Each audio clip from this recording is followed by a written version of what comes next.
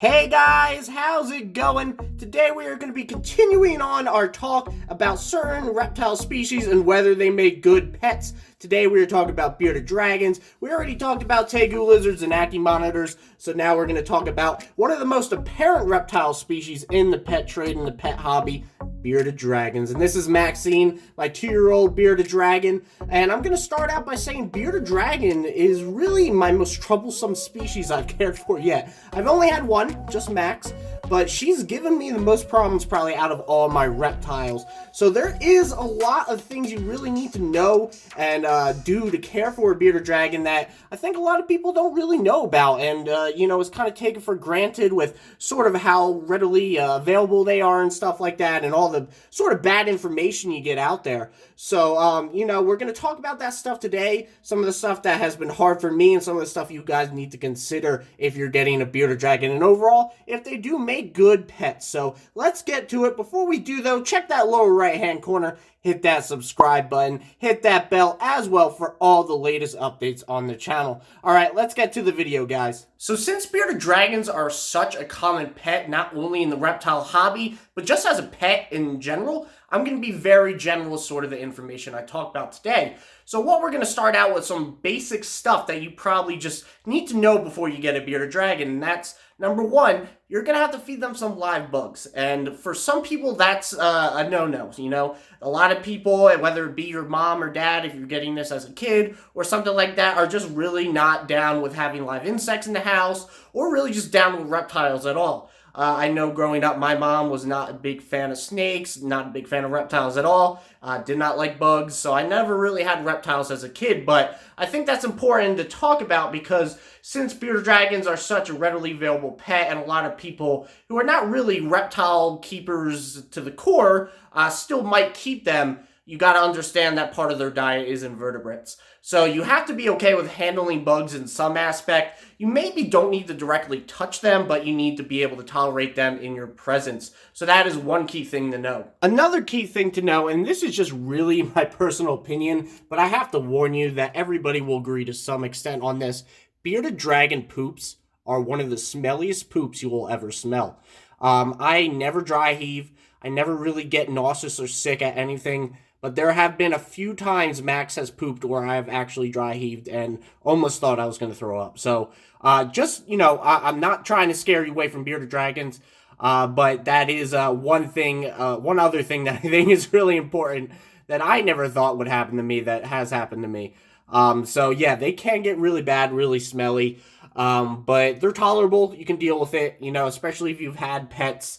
Kind of what it is to deal with poop and stuff like that. It's just part of it. So, I just want to throw that warning out there though, because sometimes, Max, I know you don't like me talking about this on camera, Max. You're giving me that death glare. But, it's true, Max. I'm sorry. On a more serious note, and to round out the need to knows, there is a lot more to bearded dragon care than a lot of pet stores will lead you to believe.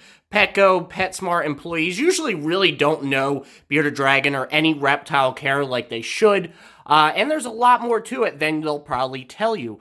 For one, bearded dragons should probably be in at minimum a 4x2 by 2 foot enclosure as adults. This is a 5.5 foot by 3 foot by, I think, 3.5 foot. Some weird dimensions, but I custom did this. She will be switching to a 4x2 by 2 soon, which is smaller. I find she does, and this is just really an individual level type thing, not just bearded dragons in general, but I find this particular bearded dragon does well in more confined conditions, especially because she gets a lot of free roam time, which is where she comes out of the enclosure and runs around and does stuff. So, but at least I would do the 4x2 by 2. I think a lot of reptile stores will not tell you that, that's a minimum. I think they'll go a lot lower in size than they should. They also need UVB, which is just, a special type of lighting that they'll usually find outside in the sun that they use to really, live healthy lives, to put it simply. Let's just say that. So you need UVB lighting, which can be kind of expensive. The bulbs last about a year. But to get the fixture in the bulb, it's probably about like $60, $70 for a good one. And then you replace the bulb once every year. They need a mix of greens, some veggies, a vertebrate diet, They need a basking temp of arguably anywhere from 105 to 120, depending on who you ask. Some people might even go below 105. I aim for about 115 as the max sort of temperature. I'd even go as much as 120. But there's a lot of debate in that, so I don't want to just tell you guys what I do. I want to tell you guys what a lot of people are doing. And if you are doing a non-natural substrate enclosure, substrate being sort of what they're on top of, like here, this is tile, and here, which is a dig box / lay box, is just sand and soil mix. If you're doing something like tile, though, which is non-natural, you need some sort of dig or lay box in there. Lay box specifically for a female, because females, even if they do not mate with a male, can still produce eggs and lay them, and you want them to be able to. That's very important. If you don't give them the option to lay them, they can retain the eggs, and that could be very bad for their health.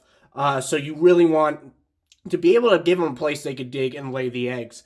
But they will be infertile unless they were with a male at some point. So that's very important. I don't think a lot of pet stores would mention that. A lot of pet stores would also probably just say put a water bowl in there, where bearded dragons typically do not drink out of water bowls. They respond more readily in the wild to water dripping on them. They drink off of that. So you want to actually spray them in the face or drip water on their nose, and that's how they'll drink. So there's a lot of things about bearded dragon care that pet stores will not tell you that you really need to know. So do your research. That's very important, and I think a very need-to-know type basic thing with bearded dragons if you're going to get one as a pet. Now, I want to quickly mention that there's nothing wrong with doing an all-natural substrate for bearded dragons as long as you do the rest of their husbandry correct. You'll be totally fine doing that, and I actually do plan to do that when I switch her over to the 4x2x2 foot that I will be getting. So that is perfectly fine. I also am not totally opposed to doing a non-natural substrate like tile, but you do need to offer some sort of dig box and / lay box if it's a female. So I'm not opposed to that. I don't think, I think it takes away from the range of your behaviors if you don't give them all natural substrate. But I don't think it's terrible for you to do. I think it's perfectly fine as long as you offer some sort of dig area for them. So I do want to clarify that real quick. But now that we sort of talked about sort of how complex bearded dragon care can really be, let's talk about some of the more positive stuff with them. So one thing that makes bearded dragons really good pets is how tolerable they are of handling and interaction. They actually kind of enjoy it, it seems. A lot of reptiles do not. They do not get bothered by interacting with you and spending time with you, and they're actually quite fun to spend time with. Max has really only had a Blackbeard once. That usually indicates they're a little annoyed and want to be left alone, and that was at the vet when they were really kind of probing her to make sure she was healthy and stuff. It was kind of just a checkup. But otherwise, she has been totally a delight.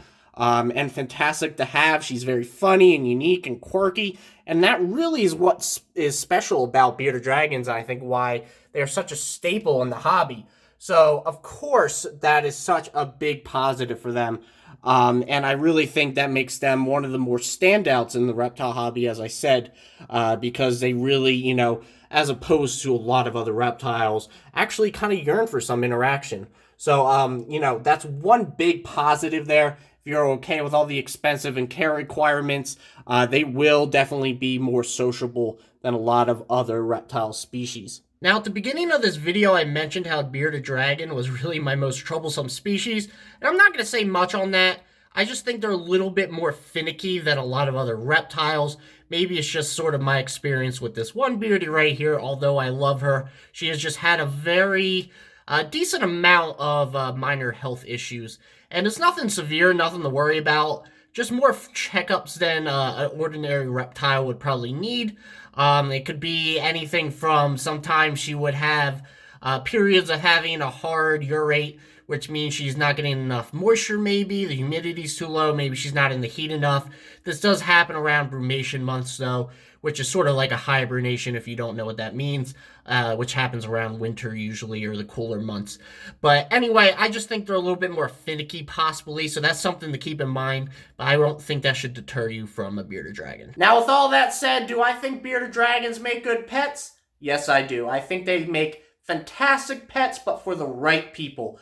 They require a lot more care than a lot of pet stores will lead you to believe, So you have to be ready for that. You have to realize that they can be very finicky, and little thing can really set them down a potentially hazardous road. So you do need to pay more attention to them. They do require a higher level of care than a normal house pet. But they are very rewarding, and their personality alone sells them as a great pet. So I have to say you can't go wrong with them, and I'm sure thousands of other beardy owners out there would agree with me. So definitely make sure you do your research and understand their advanced level of care.